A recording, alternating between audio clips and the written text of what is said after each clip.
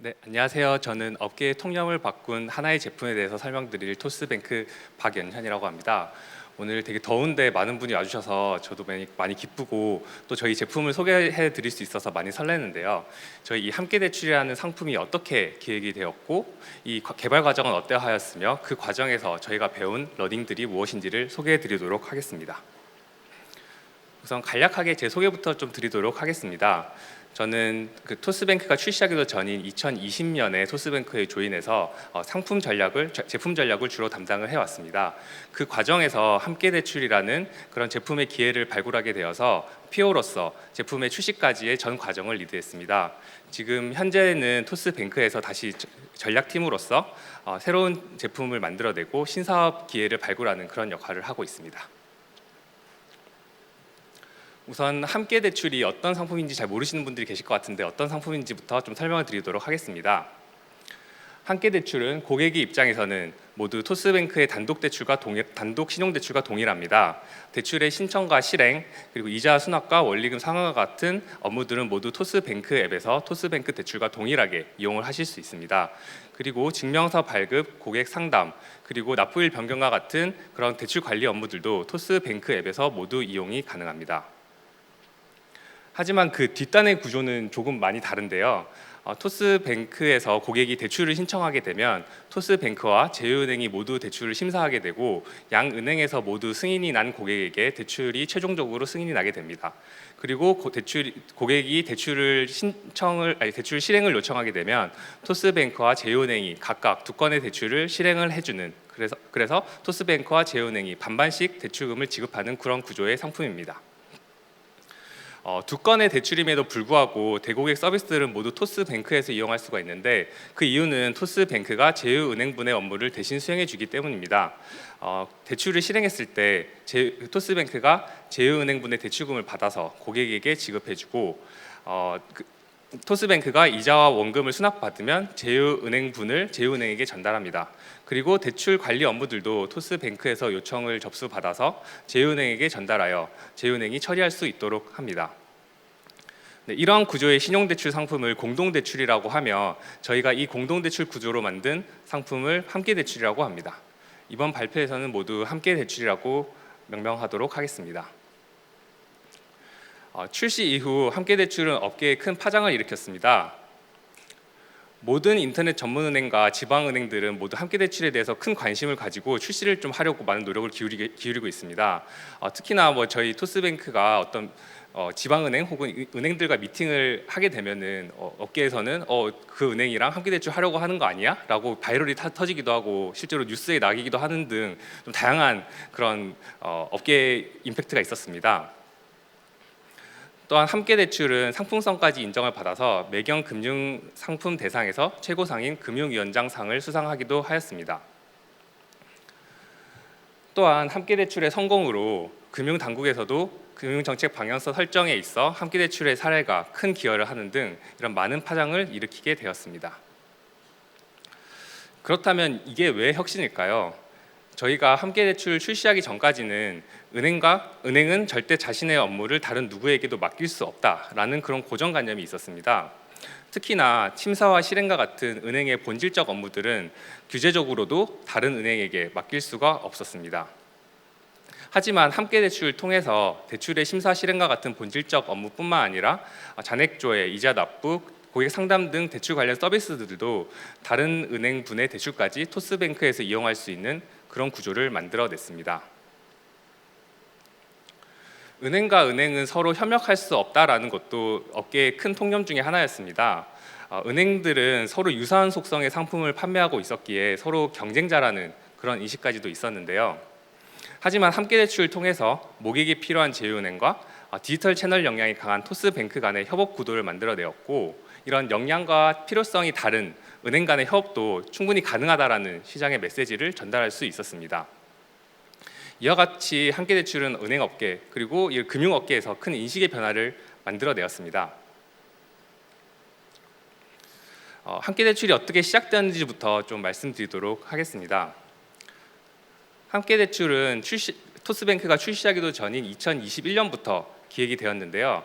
토스뱅크에 모인 최초의 기획자들은 토스뱅크가 고객으로부터 그리고 시장으로부터 더 높은 가치를 인정받는 은행이 되기 위해선 어떻게 해야 될까라는 근본적인 질문을 던지기 시작했습니다.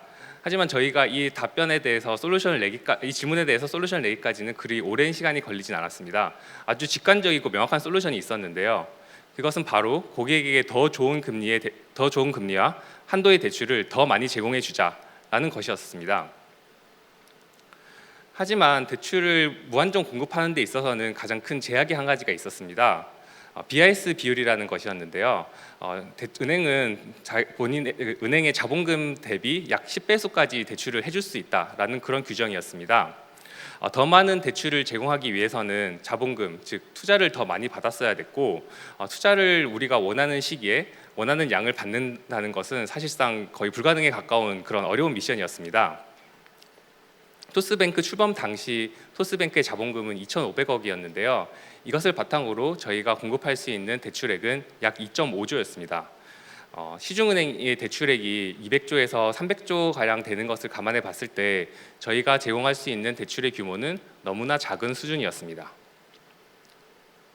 그래서 이 문제를 해결하기 위해서 저희는 어떻게 해야 될지 다시 이런 우리 은행업 입문자들은 고민을 하기 시작했습니다. 규제나 자본의 제약은 저희가 액션으로 바꿀 수 있는 것이 굉장히 제한적이다 보니까 토스가 잘할 수 있는, 그러니까 제품으로 해결할 수 있는 방법이 있지 않을까라는 고민을 시작하였고, 이 측면에서 접근을 하였습니다. 저희가 낸 솔루션은 자본의 제약을 제품으로 넘기였습니다. 한 건의 대출을 쪼개서 절반을 다른 은행에게 주자라는 그런 솔루션이었습니다. 이렇게 했을 때 그러면 고객에게는 온전한 한 건의 대출을 제공할 수 있으면서 우리의 자본은 절반만 쓰는, 그러니까 우리는 2배의 대출을 더 제공해 줄 수 있는 그런 형태였습니다. 그래서 이게 되는 건가? 라는 생각이 또 문득 들어서 저희는 이제 규제적으로 그리고 법률적으로 가능한지에 대한 검토를 시작해 보았는데 사실상 되는 것은 없었습니다. 본질적인 업무로서 대출의 심사, 승인, 계약 체결, 실행과 같은 업무들은 다른 은행분의 대출에 대해서 토스뱅크가 대신 수행을 해줄 수가 없었고, 비본질적인 업무인 이자 수납, 원금 상환과 같은 업무들도 다른 은행에 맡길 수는 있었지만 맡겨놨던 사례가 없었습니다. 그래서 당국에서도 이걸 허용해 줄 수 있을지에 대한 검토가 굉장히 많이 필요했을 뿐만 아니라 제휴은행의 입장에서도 이러한 구조를 쉽게 수용할 수 있지는 않았었습니다. 하지만 저희는 이 제품이 고객에게 큰 가치를 줄 수 있다라는 그런 믿음을 바탕으로 함께 대출을 시작해 보기로 하였습니다. 저희 함께 대출은 이런 규제적 그리고 제휴사가 수용할 수 있을지, 그리고 여러 가지 개발적인 사항까지 고려했을 때 좀 굉장히 많은 모호성을 가지고 있었는데, 이런 모호성 속에서 개발을 진행하게 되었습니다. 그래서 저희가 출시까지 해야 될 것들을 한번 쭉 구상을 해봤는데 저희가 준비해야 되는 것들은 굉장히 많았습니다. 제품 기획과 개발은 저희 토스뱅크 저희 스쿼드인 공동대출 스쿼드에서 책임을 졌었어야 됐고요. 제휴사 선정과 협의 과정에 있어서는 사업개발팀과 긴밀하게 논의를 했었어야 했습니다.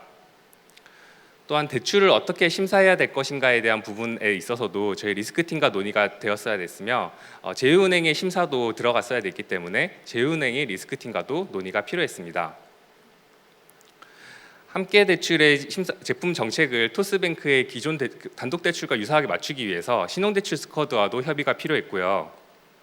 이게 법률적으로 가능한지, 그리고 계약적인 이슈가 없는지 등 제반적인 법률적인 검토도 법무팀과 함께 진행이 필요했습니다.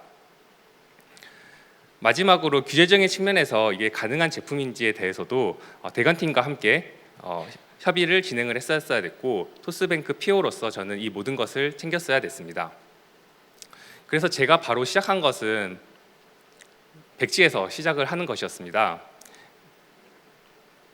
대출의 프로세스를 하나씩 그리는 것부터 상품의 디테일을 챙기는 것까지 모두 새롭게 정의하기 시작했습니다. 가장 첫 번째 미션은 하나의 대출과 같은 고객 경험을 구현하는 것이었습니다. 비록 뒷단에는 여러 가지 플로우들이 발생하게 되겠지만 고객 경험상으로는 하나의 대출 상품으로서 토스뱅크 신용대출과 유사한 플로우를 만들기 위해서 퍼널을 하나하나 새롭게 그리고 새롭게 구성을 하였습니다. 상품적으로도 하나의 신용대출과 같은 경험을 만들기 위해서 노력을 했습니다. 자금과 정보 흐름을 면밀하게 구성해서 빈틈없이 만들었으며 약관과 상품 설명서와 같은 제반 문서들에 있어서도 토스뱅크 하나의 대출과 같은 경험을 제공해 드릴 수 있도록 설계도를 만들어 나갔습니다.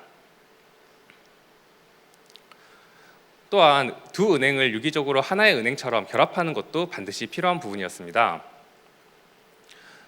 토스 앱과 토스뱅크 그리고 제휴은행 간의 통신 관계를 기획을 하였고 실시간으로 메시지를 주고받는 체계를 만들어서 고객은 두 은행이 왔다 갔다 하는 그런 것을 느끼지 않도록 하나의 대출과 같은 경험을 구현해냈습니다. 이 과정에서 저희는 총 2,000여 개 이상의 기능을 개발하였고 안정적인 운영을 위해서 5개월 이상의 테스트를 수행하였으며 운영 이슈 및 에러 감지를 위해서 개발한 솔루션의 수도 10개 이상을 만들었고 이것을 실제로 적용하여 운영을 하고 있습니다. 마지막으로 함께대출이라는 새로운 구조의 상품을 출시하기 위해서 금융당국과도 긴밀한 협의가 필요했습니다. 저희는 당국과 20회 이상의 대면 미팅을 진행을 하였고 30개 이상의 자료를 제출하면서 제품에 대한 공감대를 형성하기 위한 노력을 기울였습니다. 그 결과 금융당국에서도 함께대출에 대해서 굉장히 큰 호감과 관심을 가지게 되었고 전폭적인 지지를 얻어낼 수 있었습니다. 이러한 공감대를 바탕으로 저희는 당국과 제품을 함께 만들어 나갔습니다. 제품을 구현하기 위해서 어떤 제도를 활용해야 되는지 그리고 소비자가 불편해하지 않도록 어떤 설명들과 요건들이 필요한지 등에 대해서 당국과도 긴밀하게 협의를 해 나가며 제품을 함께 만들어 나갔습니다. 그 결과 저희는 함께대출 최초로 준비하기 시작한 이후부터 약 37개월 만에 혁신금융 서비스로 지정을 받게 되면서 실제로 제품을 출시할 수 있는 근거를 확보할 수 있었습니다. 그리고 총 45개월간의 제품 기획, 개발, 그리고 협의 과정 끝에 결국 24년 8월 함께대출을 출시해낼 수 있었습니다. 함께대출 출시 이후 이 제품을 확산시키기 위해서 저희는 더 많은 노력을 기울였습니다. 지속적인 언론 노출을 통해서 이런 새로운 스킴의 제품이 있다는 것 그리고 이것이 굉장히 뛰어난 제품이라는 것을 알리기 위해서 많은 노력을 했습니다. 주요 성과들, 우리가 실행액이 얼마였다는 것과 같은 주요 성과들 뿐만 아니라 재미있는 데이터들, 금리의 혜택이 얼마큼 되었는지 그리고 어떤 고객도 대출을 받을 수 있었는지와 같은 재미있는 데이터들도 같이 공개하면서 관심도를 환기시켰습니다. 또한 인터뷰를 통해서 제품의 취지와 개발 과정들도 모두 공개하면서 모두가 관심을 가질 수 있는 제품이 될 수 있도록 노력을 하였습니다. 또한 함께대출의 숫자적인 성과를 만들어내기 위해서도 다양한 제품적인 실험들과 활동들도 하였습니다. 저희 신용대출 퍼널과 통합하는 부분 그리고 실행률을 올리기 위해서 각종 실험들 그리고 푸시 LMS와 같은 마케팅 그리고 고객군 확대 및 심사 고도화 같은 상품 고도화의 작업들 그리고 진입점도 다각화시킴으로써 저희 함께대출을 더 많이 부스트할 수 있는 그런 제품적인 노력을 기울였고요. 그 결과 출시 5개월 만에 저희는 5천억 돌파라는 성과를 거두게 되었고 출시 9개월 만에 1조 돌파라는 그런 더 큰 성과를 거둘 수 있었습니다. 함께대출을 통해 양행의 결합으로 수많은 시너지까지 만들어낼 수 있었습니다. 저희 토스뱅크는 더 많은 고객에게 대출을 공급할 수 있었으며 제휴은행은 토스뱅크의 양질 대출을 공급받을 수 있는 기회를 갖게 되었습니다. 또한 토스뱅크 고객을 통해서 좀 다양한 고객군을 만날 수 있는 계기가 되기도 하였습니다. 대출의 심사 고도화, 리스크의 분산, 그리고 양행의 노하우 공유를 통해서 양행의 역량까지도 증진시킬 수 있는 계기가 되었습니다. 네, 그리고 함께대출의 미래는 이게 끝이 아닙니다. 저희는 제휴은행 수를 늘리고 주담대, 사업자 대출과 같은 상품군의 확대를 통해서 더 많은 기회를 실현하기 위해 현재까지도 많은 노력을 기울이고 있습니다. 저희는 감히 업계의 통념을 바꿨다라고 얘기하고자 합니다. 은행 간의 협업은 도움이 안 된다라는 그런 측면에서 시너지가 있다라는 새로운 관점을 저희는 제공할 수 있었고요. 은행과 은행은 경쟁자라는 생각에서 협업 관계도 될 수 있다라는 그런 구도의 변화도 만들어내었습니다. 또한 규제적으로도 협업은 불가능하다라는 그런 인식에서도 이제 가능하다라는 그런 변화도 만들어낼 수 있었습니다. 이렇게 변화를 만들어낼 수 있었던 방법은 크게 4가지였던 것 같습니다. 첫 번째로 고정관념 없이 자유롭게 상상하는 것이었습니다. 저희는 은행업 입문자라서 그런지는 모르겠지만 이렇게 은행적, 제도적으로 불가능하다라는 그런 측면에서 시작을 했다기보다는 은행업과 대출의 본질적인 측면인 돈을 빌려준다라는 고객의 핵심 니즈로부터 이 제품을 시작하게 되었습니다. 그래서 이런 제품에 대해서 이런 제약을 생각하기보다는 제품의 핵심 니즈, 그 고객의 핵심 니즈를 기반으로 생각했다는 것이 제품의 새로운 기회를 발굴할 수 있었던 계기가 되었던 것 같습니다. 또한 하나씩 적극적으로 실현해 나가는 것도 굉장히 중요한 포인트였던 것 같습니다. 저는 함께대출을 만들기 위해서 흰 백지부터 시작을 했었고 이 백지를 하나씩 채워나가면서 제품을 구체화해 나갔습니다. 이게 어떻게 해야 되는지에 대한 전체 그림을 모두 그려놓고 짠 하고 나타나게 만든다면은 저는 아직까지도 기획 단계에서 머물러 있었을 거라고 생각을 합니다. 조금씩 채워나가고 실행을 해나가면서 그리고 이 채워나간 부분들을 팀원, 제휴사, 당국과 함께 디벨롭해 나가면서 실행으로 옮겨 나갔던 것이 저희가 불가능을 가능으로 만들었던 비결이었던 것 같습니다. 그리고 동료와 함께 신뢰를 바탕으로 꾸준함을 잃지 않는 것도 굉장히 중요한 포인트였습니다.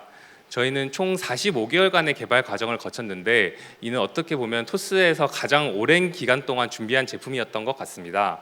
이 과정에서 동료들과 서로 믿지 않고 좀 의지를 하지 않았다면 이런 제품은 지속될 수 있지 않지 않았을까라는 생각을 하게 되었습니다. 그리고 저희는 이렇게 어려운 난간에 처했을 때 그리고 풀기 어려운 문제에 봉착했을 때 모든 팀원들이 함께 이 문제를 풀어나가고자 하는 그런 부분들이 서로 믿음과 의지가 있었기 때문에 가능했다고 생각합니다.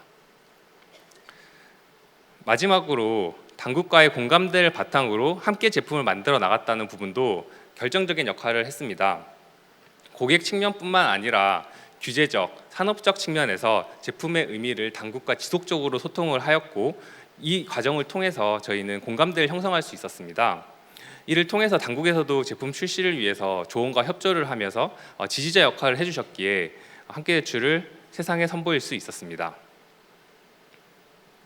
네, 함께대출에서의 경험과 노하우는 저희 토스뱅크가 앞으로 더 나아가는 모멘텀이 될 것입니다. 저희 토스뱅크의 PO는 앞으로도 이런 새로움을 지속적으로 만들어 나갈 예정입니다. 네, 제 발표는 여기까지고 혹시 관련하여 궁금하신 부분 있으시면 질문 주시면 감사하겠습니다.